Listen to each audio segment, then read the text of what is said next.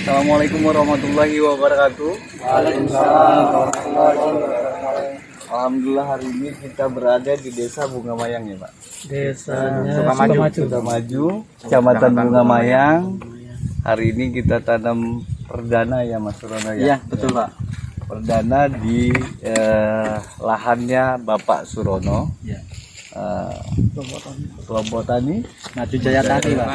Kelompok Tani Maju Jaya Tani. Nah, alhamdulillah hari ini kita bisa didampingi sama Bapak Sumarno sebagai Korluh ya Pak ya. Dan Bapak Pak Tarno sebagai PPL ya Bu. Ibu Sri Mulyani. Sri Mulyani hari ini. Dan pagi ini kita akan tanam di lahan 1 hektar. Dilanjutkan dengan lahan-lahan yang berikutnya ya Mas. Satu titik yang sama Pak, hari ini 4 hektar Pak. Satu titik yang sama kita akan tanam 4 hektar.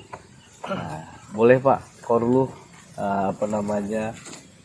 pendapat Bapak mengenai sorghum ini serta saran dan sarannya untuk teman-teman penggiat sorghum di seluruh Nusantara ya. Yang pertama tentunya kita berharap ya tanaman ini nanti secara ekonomi tapi bisa menguntungkan. Tidak apa-apa, tentunya ini untuk meningkatkan pendapatan petani. Yang kedua, kalaupun nanti bisa berkembang, ya kita memang tujuannya itu komoditi yang bisa secara komersil bisa menguntungkan, yang pada akhirnya nanti juga produktivitasnya juga meningkat, kemudian nanti pada akhirnya kesejahteraan petani akan meningkat. Ini ditunjang oleh beberapa faktor. Yang pertama barangkali mengenai harga juga, nanti tentunya kita belum secara analisa, kita memang belum lihat. Kemudian produksi ya, kalau produksi nanti meningkat tentunya ini akan berkaitan, dan ini faktor-faktor pemasaran. Nah, ini 3 faktor ini tentunya berkait untuk tujuan kita, yaitu meningkatkan petani. Kalau pemasarannya bagus, produksinya meningkat, harganya juga artinya bersaing katakanlah gitu ya, belum kita anukan, itu ya insya Allah Pak gitu kan, insya Allah bisa berlanjut dan berkembang.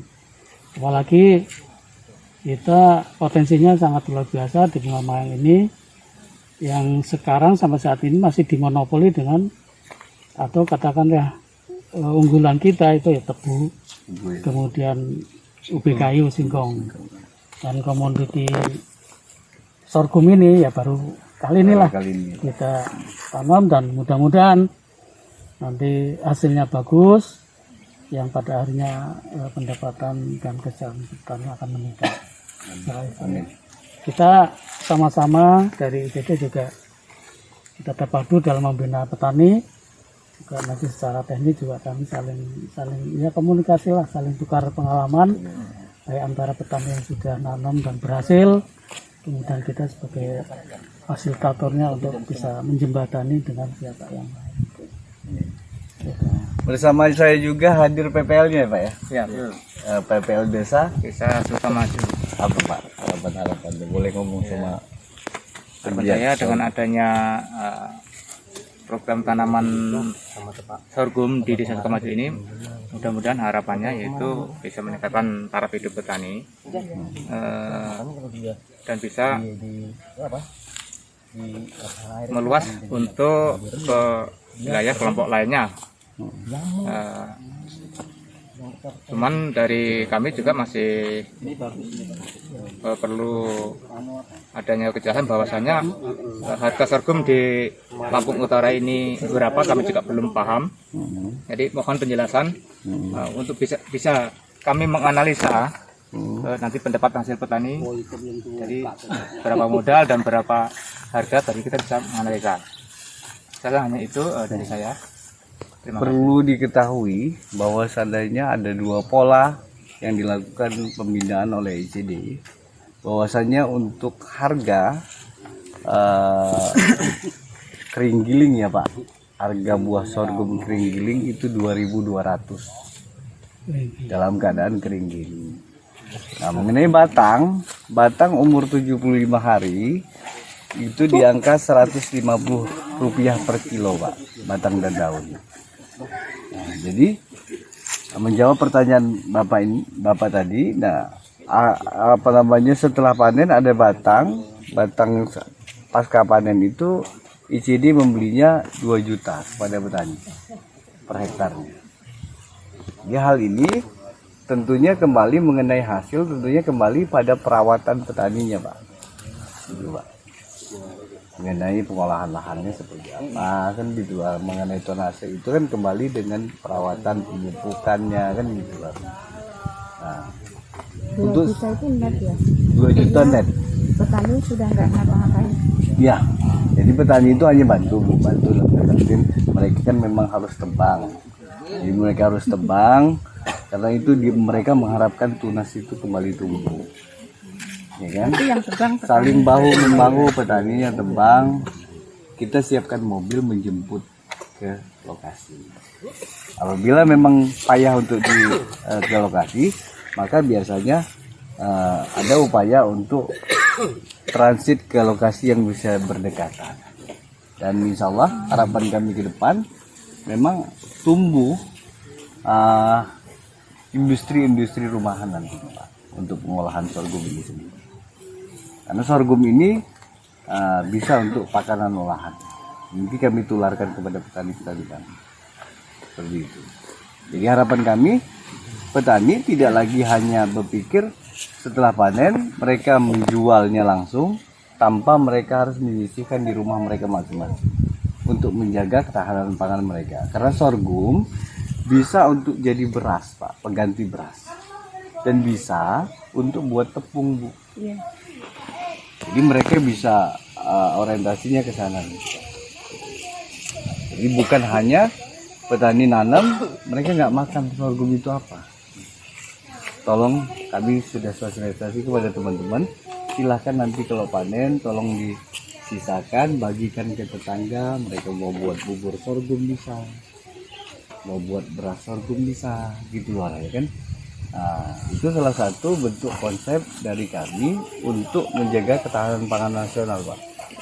Karena tumbuhan sorghum ini nanti bisa tumbuh di waktu kemarau Pak. Gimana tumbuhan yang lain tidak bisa hidup, sorghum bisa hidup, bertahan hidup, karena dia tahan panas. Nah, bersama saya juga hadir Bapak Surono. Ya Pak. Beliau ini adalah petani, koordinator wilayah Bunga Mayang juga, kan gitu luarnya kan. Ya. Nah, beliau ini yang mengkoordinir wilayah Bunga Mayang untuk mengajak mereka, mengenalkan sorghum kepada mereka. Akhirnya ada beberapa petani yang sudah ikut ya Pak ya. Alhamdulillah. Alhamdulillah. Tolong Pak berbagi cerita dengan ICD di Nusantara Pak. Ya. Penggiat-penggiat sorghumnya. Oke, Assalamualaikum warahmatullahi wabarakatuh. Perkenalkan, nama saya Surono. Saya adalah salah satu petani dari Desa Sukamaju, Kecamatan Bunga Mayang, Kabupaten Lampung Utara. Alasan saya kenapa saya begitu antusias untuk menanam sorghum, untuk yang pertama yang menjadi acuan saya adalah nanamnya hanya sekali Pak, panennya 3 kali dalam setahun. Itu pertama yang ada dalam pikiran saya itu jadi semangat nanam sorghum, itu yang pertama. Terus yang kedua, untuk sorghum ini harganya tetap Pak dalam 1 tahun. Untuk yang saya dapat informasi sekarang ini, yang saya jalani ini dengan teman-teman, harga itu dalam 1 tahun itu tidak naik, tidak turun, stabil. Artinya kita sudah bisa memprediksi sebelum tanam mau untung apa enggak, kita sudah bisa prediksi Pak. Yang penting tanaman itu tumbuh, insya Allah mudah-mudahan ada hasilnya. Itu acuan saya yang kedua. Dan yang ketiga, sesuai dengan situasi sekarang ini ya Pak ya, ketahanan pangan kan di seluruh dunia lah ya. Ada semangat saya untuk menggiatkan sorghum ini ya, sorghum ini bisa untuk makan juga gitu Pak. Jadi kalaupun nanti beras tidak ada, sorghum bisa buat makan juga. Terus yang keempat, datangnya laku, Pak. Iya. Saya sebagai petani ini kan yang pengen yang paling seneng kan banyak untung, Pak. Datangnya laku. Itu seneng. Jadi ya.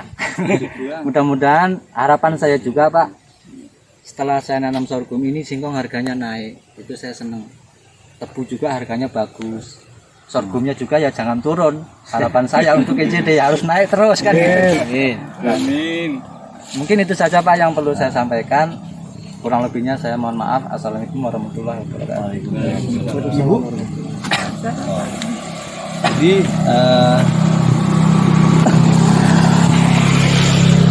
terima kasih untuk seluruh penggiat dan petani sorghum yang ada di Bunga Mayang. Semoga apa yang kita tanam hari ini mendapatkan berkah, amin, mendapatkan hasil yang luar biasa dan punya Pak ya. Iya, untuk ditularkan kepada petani-petani kita yang lainnya. Dari Bunga Mayang, Lampung Utara, kami Indonesia Cerdas Desa melaporkan. Salam ICD. Semangat ya Pak. Semangat.